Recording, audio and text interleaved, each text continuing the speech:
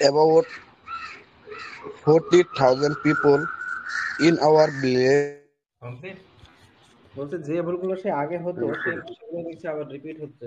যেমন ধরুন প্রথমে যেটা ছিল যে মোস্ট অফ দেম মুসলিম, যেটা বললেন না ঈশার বিষয়ে, আহ, যে মোস্ট অফ দেম মুসলিমস, সেখানে মোস্ট অফ দেম এর পর একটা ভার্ব নিয়ে আসতে হবে না। মোস্ট অফ দেম মুসলিমস, এই সেন্টেন্স তো ভার্বই আউট হয়ে গেল। মানে বেশিরভাগ মানুষ হয় মুসলিম, তো যখন বাক্যের মধ্যে হয় হ এসব থাকে তখন কি কি আসে সেখানে বাক্যের মধ্যে? অ্যামিজার আসে না। Uh, তাহলে most of them are Muslims and uh, a few are Hindus. ঠিক আছে, তো এটা খেয়াল রাখবেন 1 নম্বর। সেকেন্ড মিস্টেক, আপনি বললেন যে 3 হাই স্কুল। তো হাই স্কুল কেন হবে? হাই স্কুলস হবে না, প্লুরাল নাম্বার। 3 হাই স্কুলস নাকি 3 high school? two primary school, three high school. High school কেন? স্কুলস না স্কুল হবে? শেষে কি এস আসবে? School থেকে জি না। কেন সে এস আসবে না? আগে তো 3 এসছে না, 3টে তো। Yes, আসবে পুরেল পুরেল মানে হ্যাঁ, টু একজনের বেশি আছে। Two primary schools and 3 high schools. ঠিক আছে, এটা খেয়াল রাখবেন। ঠিক আছে, বুঝতে পেরেছেন পরিষ্কার? এটা জি। যেন পরে খেয়াল রাখবেন। আচ্ছা, আর একটা যেটা সমস্যা, কমিউনিকেটিভ সিস্টেম। এর আগে বলেছিলাম যে ট্রান্সপোর্টেশন সিস্টেম, এটা খুব সুন্দর একটা শব্দ ভুলে হবে যোগাযোগ ভুলে গেছিলাম। ব্যবস্থার জন্য। হ্যাঁ, যাতায়াত ব্যবস্থা, তার জন্য কি, the transportation system of our village is very good. ঠিক আছে, যে আমাদের গ্রামের ট্রান্সপোর্টেশন সিস্টেম কি বলা হয় এটাকে? আমার সঙ্গে বলুন, ট্রান্সপোর্টেশন সিস্টেম। Transportation system. হুম, যাতায়াত ব্যবস্থা খুব ভালো। ঠিক আছে, তো the transportation system of our village is very good. বলুন এই কথাটা, বলুন আমার সঙ্গে। The transportation system in our village এই very is good. Our village না, অফ আওয়ার ভিলেজ, আমাদের Uh, গ্রামের। the transportation system of our village is very good. হ্যাঁ, ব্যাস ঠিক আছে, ঠিক আছে, অসুবিধা নেই। It was once the capital of West Bengal during the time of Nawabs. One, you said last 5 years ago. Last 5 years ago. Note the note the phrase. Last 5 years ago. Last মানে তো পূর্বে বোঝা যাচ্ছে, আবার 5 years ago, তো last আর এগো দুটো একসঙ্গে চলে আসছে। তো সিম্পলি 5 years ago, ওকে, 5 বছর আগে বললে মানে শীতের রাত্রে, তাই না? তো এটা Yes, sir. On a winter night. কি হবে? On a On a winter night. Winter night, not in a winter night. 3 নম্বর হচ্ছে কি, one of my friends and me. বাক্যটা কি বলেছিলে? One of my friends and me. One of my friends and me. I বললে ভালো হতো না। I বললে হবে মনে হচ্ছে। না, তুমি বাক্যটা কি বলেছিলে একটু রিপিট করতে পারবে? What was the Yes, sentence? yes, sir. One of my friends and me drank 2 glass ও, of beer. আচ্ছা, ড্র্যাঙ্ক, তাই না? তো Yes, এখানে sir. দেখো, যখন তুমি এখানে one of my friends and me, যখন তুমি এটা অবজেক্ট আকারে রাখবে ঠিক আছে, বুঝতে পেরেছো?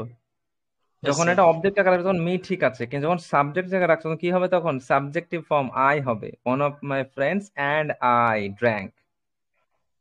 বুঝতে Okay. পেরেছো? Me Yes, sir. কখন হবে? যখন সেটা অবজেক্ট আকারে বাক্যে আসবে তখন।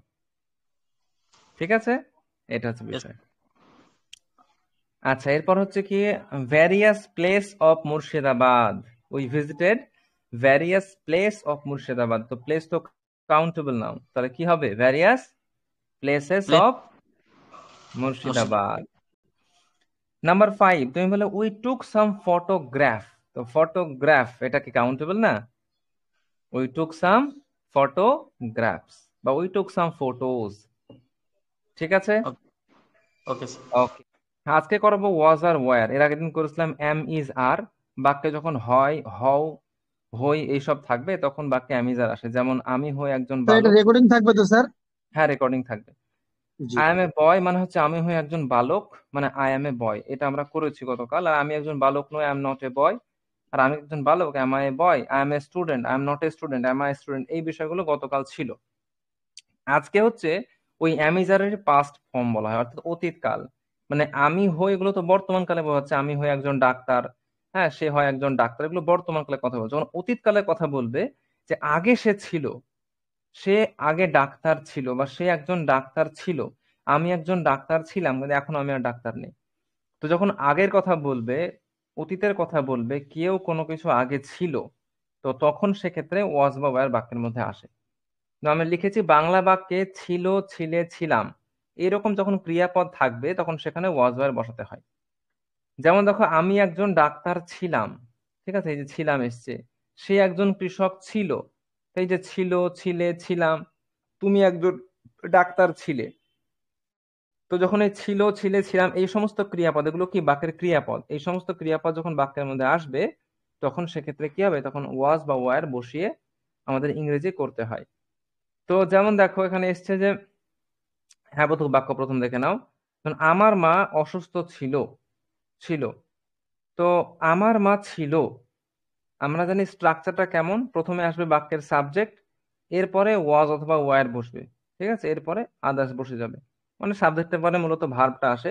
এখানে ভার্ব হচ্ছে কি ছিল বা ছিলাম, তো সেটাই পরে চলে আসবে। যেমন ধরো আমার মা অসুস্থ ছিল, তো প্রথমে সাবজেক্ট হচ্ছে কি আমার মা, তাহলে মাই মাদার, ঠিক আছে। আমার মা, এরপর ভার্ব কি আছে ছিল, এটা হচ্ছে ক্রিয়াপদ ভার্ব, তো সাবজেক্টের পরে কি ভার্ব আসবে, তাহলে আমার মা ছিল। এখন ওয়াজ আর ওয়ার যে বিষয়টা গত ক্লাসে আমি যেমন বললাম না, আমি যার দিয়ে বলেছিলাম, ওয়াজ ওয়ারটা এখানে বলে দিচ্ছি একটু দেখো।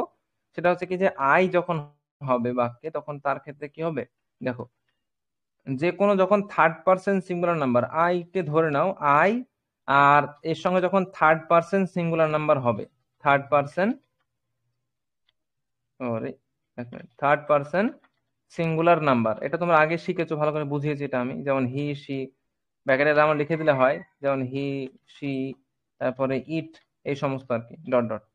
তো যখন বাক্যে সাবজেক্ট যখন থার্ড পার্সন সিঙ্গুলার নাম্বার হবে আর আই হবে, তখন সেক্ষেত্রে তার যে ভার্বটা বসবে সেখানে কি হবে, ওয়াজ বসবে তারপরে, কেমন?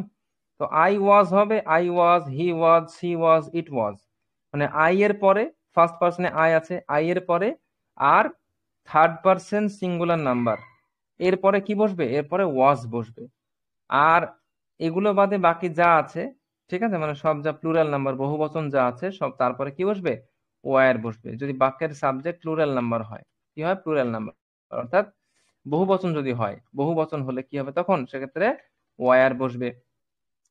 এক কথায় যেখানে এম আর ইজ বসেছিল সেখানে ওয়াজ বসবে। এম আর ইজ যেখানে বসে তারপরে ওয়াজ বসবে, আর যেখানে আর বসে তারপরে ওয়ার বসবে। গত ক্লাস যারা করেছো এটা অনেকটা বুঝতে পারবে কি বলতে চাইছি। আর এখান থেকে বুঝতে এটা বোঝো যে আই এর পরে আর থার্ড পার্সন সিঙ্গুলার নাম্বার যদি হয় বাক্যের সাবজেক্ট, তারপরে কি বসবে, ওয়াজ বসবে। যেমন I was, it was, he was, she was, Rahim was, Karim was, my father was, my mother was, my brother was, সব third person. The table was, the cat was, the dog was, তো এগুলো সব কি, সব third person singular number. এবার দেখো এখানে যেমন হচ্ছে আমার মা অসুস্থ ছিল, তো আমার মা, মাই মাদার কি, থার্ড পার্সন সিঙ্গুলার নাম্বার, তাহলে মাই মাদার ছিল ওয়াজ, মাই মাদার ওয়াজ অসুস্থ, ইল, মাই মাদার ওয়াজ ইল। এরপরে কি, এবার যখন প্রশ্ন হবে যে আমার মা কি অসুস্থ ছিল, তখন বাক্যে যে ওয়াজ বা ওয়ার্ডটা থাকবে, সেই ওয়াজ বা ওয়ার্ডটা বাক্যে একদম এটা সাবজেক্টের পূর্বে নিয়ে যেতে হবে। মাই মাদার ওয়াজ ইল, আমার মা অসুস্থ ছিল, আমার মা কি অসুস্থ ছিল, তখন কি হবে, এই যে ওয়াজ, যে বাক্যের শুরুতে কি হবে, ওয়াজ মাই মাদার ইল, কি হবে, ওয়াজ মাই মাদার ইল।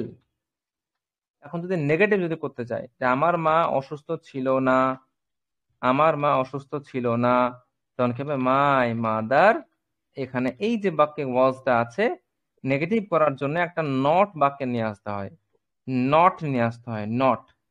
নেগেটিভ যে কোনো বাক্য নেগেটিভ করার জন্য নটটা কোথায় করে আসবে, এখানে বাক্যে যে ওয়াজ বা ওয়ার আছে তারপরে নটটা বসবে।